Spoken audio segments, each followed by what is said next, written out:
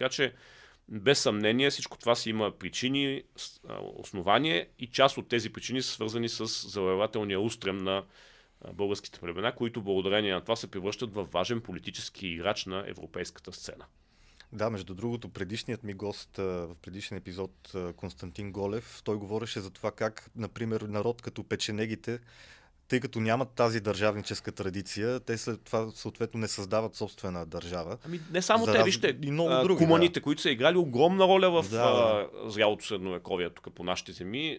Къде са сега? Те са се седели в Чехословакия, в Чехия, Словакия, нали, попадат техни елементи, тук оставят някаква следа. Но има действително страшно много народи, то такива добре известни. Печенегите. Печенезите са били хиляди.